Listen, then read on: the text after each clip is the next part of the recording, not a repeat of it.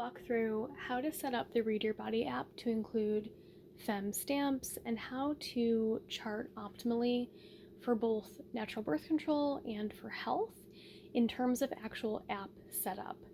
So we're charting with FEMM, and what we're going to do is just take a quick look at this chart and notice in the middle you see those little circular colors labeled ES, labeled G. They're colorful. These are just called stamps. They're basically the way that we chart cervical mucus and bleeding observations. Above that we have our temperatures. Below that we have sensation, LH testing, intimacy, notes, and then some custom data stuff as well. So we're going to go through exactly how to set this up. You'll also notice in the middle there's kind of a yellow shaded part. That's the fertile window or the ovulatory phase. And it can be really helpful to know how to highlight that in the chart so that not only are you manually noting that for yourself, but to be able to see it actually on the chart is really useful just to kind of keep it at top of mind in real time. So let's head over to the bottom left menu button, and we're going to click on this, and we're going to go through setting up our data entry page. I want to give you a brief showing of my data entry page. You can see at the top there's the temperature entry. Below that we have our cervical mucus stamps. Below that we have the notes section. Notes is where you note things ranging from ES, notes about your cervical mucus, ES meaning the type of cervical mucus, ES is a subtype of cervical mucus. So you're noting things like the qualities of the ES mucus in the notes section. That's very important when we're charting with FEMM. I'll get to how to do that later, but just know that the notes section is important to note things like that and other stressors that you might come across in life. Below that we have our fertile window. Below that we have LH testing, sensation, intimacy, photos, journal, and lifestyle custom info. The difference between notes and journal, by the way, is that notes are limited to 35 characters and they show up right on your actual chart. They're very, very useful, like I said, for charting the qualities of your ES mucus, and that is part of the FEMM method of charting. However, journal, that is going to be hidden on the chart. You view it by tapping on the little journal icon and then viewing your journal entry. The journal section is where you'd write things that are longer than 35 characters that are relevant to your chart, your cycle, your stressors, your health information for that cycle, things that are going on in life, as well as I like to use it also for details relating specifically to like intimacy, like if there's something that I want to remember about, the type of intimacy that was had.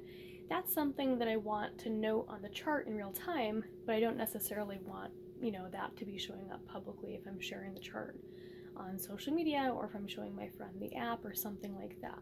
So it's a bit more of a private place to put something like that. All right, so now that you have an idea of what this data entry page looks like, and we've already seen how the chart looks, let's actually start to set this up. Like I said, let's go to the menu option in the bottom left. Now we're going to go to the top and tap on settings. Now we're going to check the display options one in the middle, and we're going to go to the top and hit fertile window shading, and I want you to toggle on fertile window shading and then select open and close. Now you're going to go to your data entry button on the bottom left. Probably you're going to see the entry for fertile window now here at the bottom. So to reorder that on your data entry page, we're going to hit manage items. Now here is where it's really helpful to have these items in a certain specific order. I have it so that the temperature labeled here thermometer oral is at the very top. This way when I wake up in the morning, I wake up, I'm groggy, I'm tired, and I just want to chart my temperature right away as quickly as possible. I don't want to have to, scroll through my data entry page. It's just right at the top and available. So we want that under items to track to be dragged and dropped up to the top.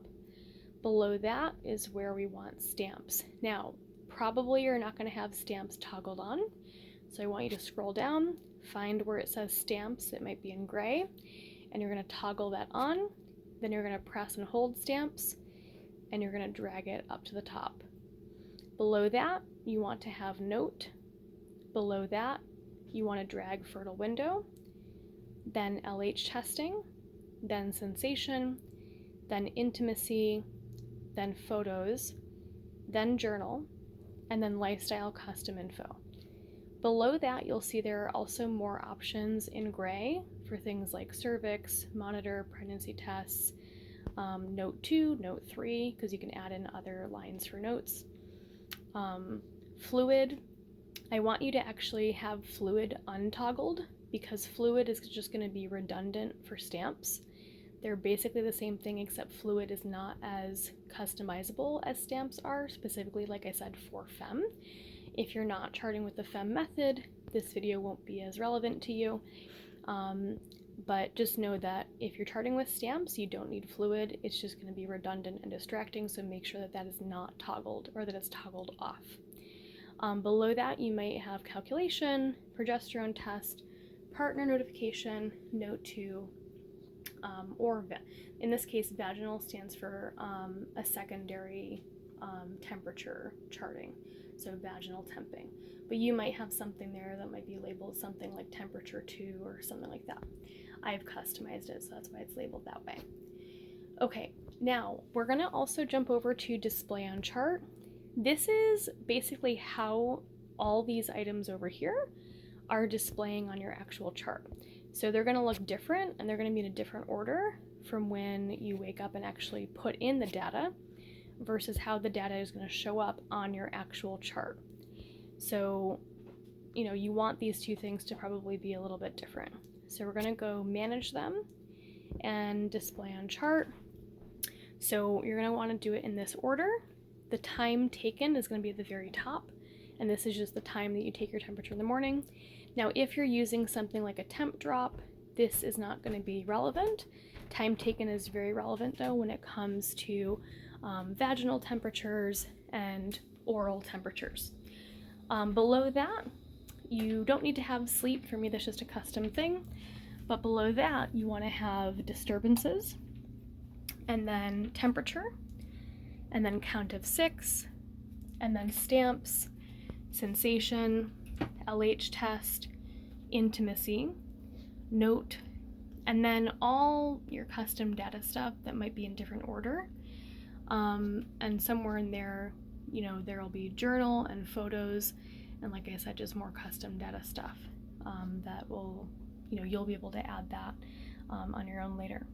We're now going to go back to the data entry page, and here's where we're going to really start to customize more stuff.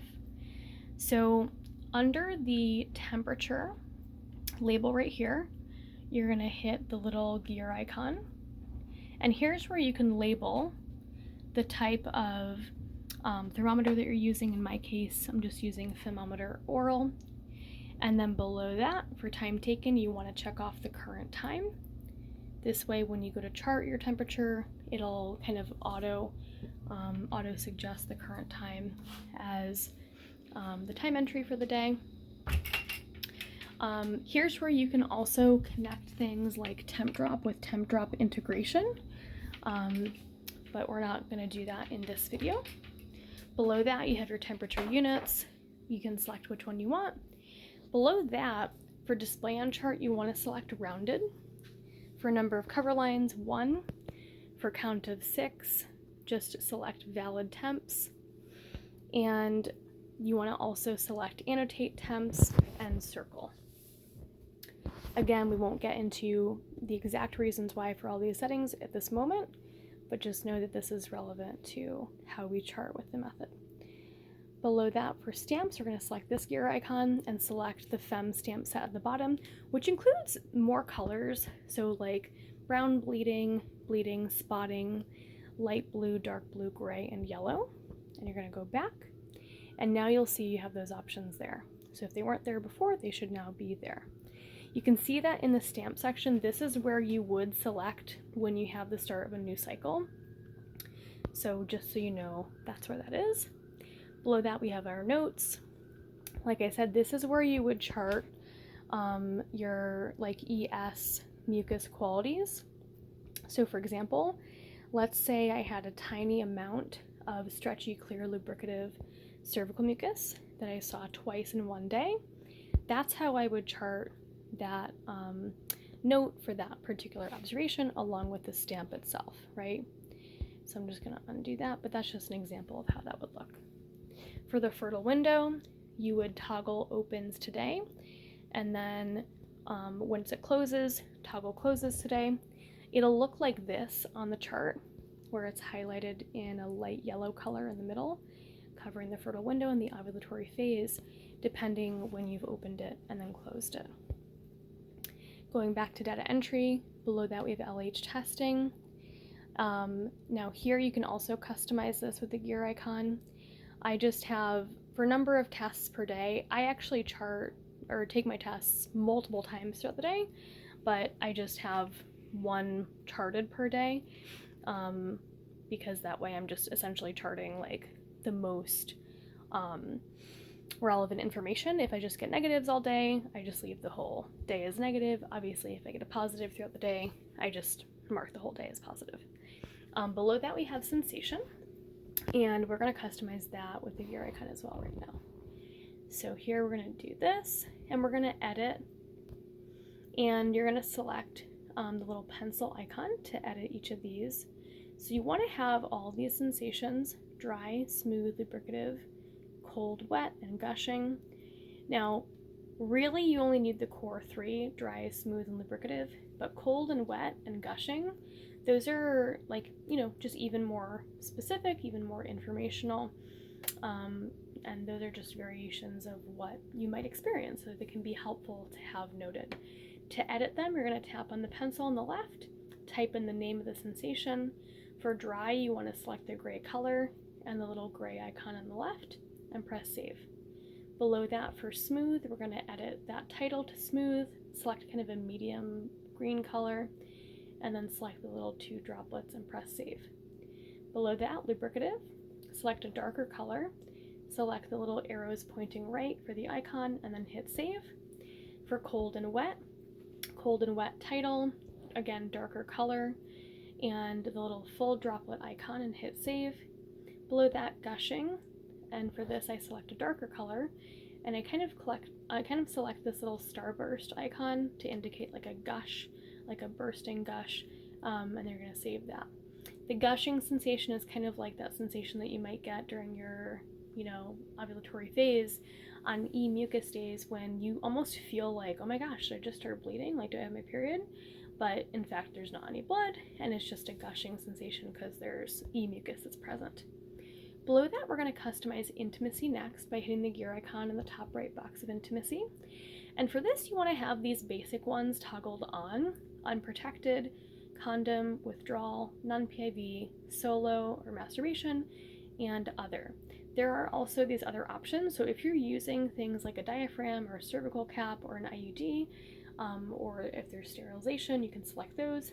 Insemination is specific to if you're trying to conceive and you're doing an insemination procedure. So sometimes there's some confusion. People think that insemination means unprotected sex, and that's really not the case. Insemination is a specific procedure for when you're trying to get pregnant, and you're literally inseminating a semen sample into yourself, one way or another, and it's just totally different from unprotected natural sex. Okay, we're going to go back, and we're going to look at photos below and journal below, and then we have lifestyle custom info here at the bottom.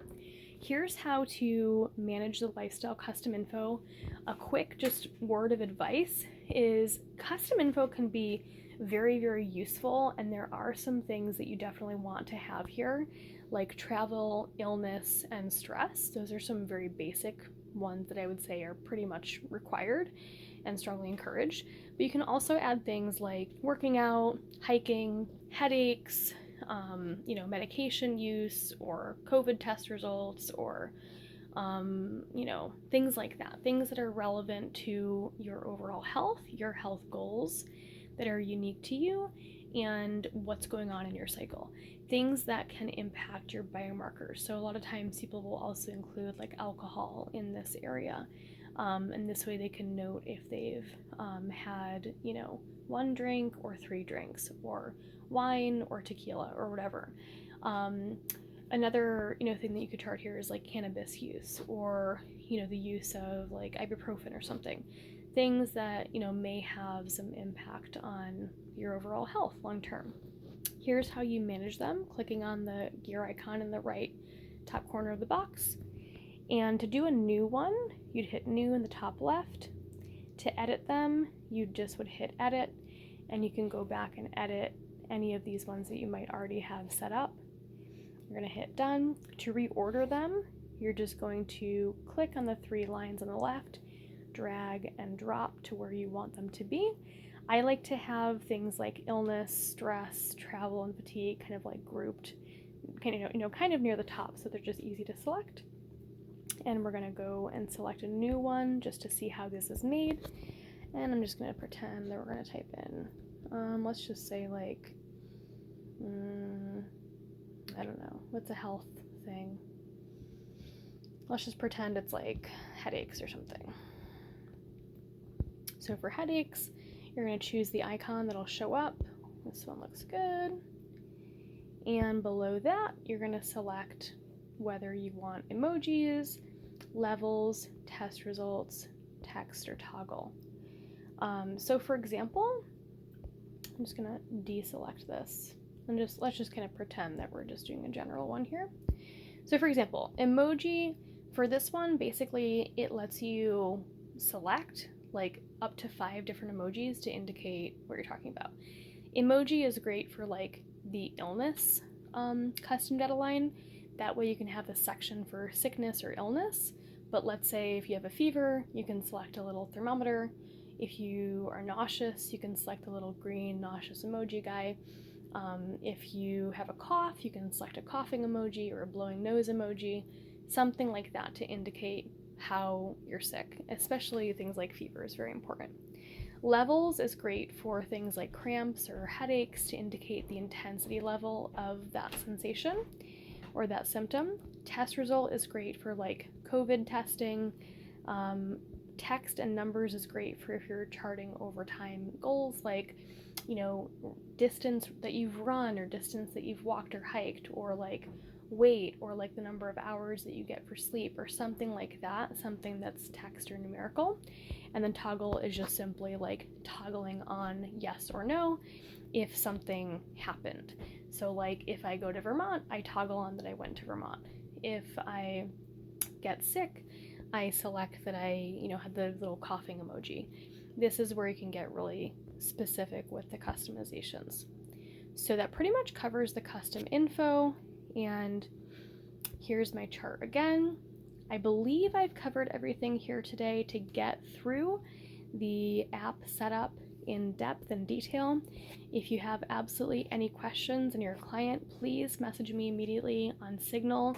Please don't hold back with any questions you might have. I don't care how tiny they seem. I don't care how silly they seem to you. I assure you they are not tiny, they are not silly. And it's really important to discuss these matters, especially as you're new to charting and getting started, so that you can just immediately get these questions answered, immediately build your confidence and your independence with charting, and just kind of build up that snowball effect of like, tackling these little goals and taking these little baby steps one at a time until you're really building your skills very quickly. So please, again, do not hesitate to reach out to me via Signal if you're a client. If you are a viewer on YouTube and you have a question, please go ahead and leave it in the comments below. I'll do my best to answer general questions.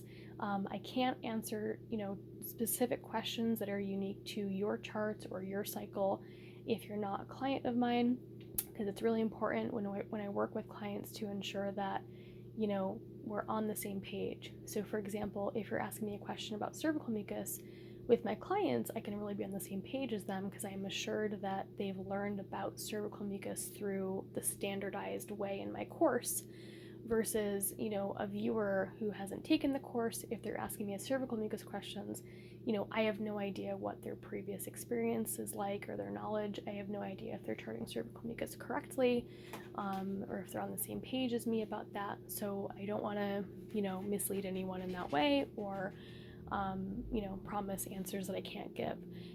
If you are seeking more specific feedback, please go ahead and contact me via the link in the description to go ahead and just schedule a call, and we can meet and talk and discuss your goals with FEMM. All right, I hope this finds you well, and please get in contact if you have any further follow-up questions. I will see you all very soon and talk to you later. Bye.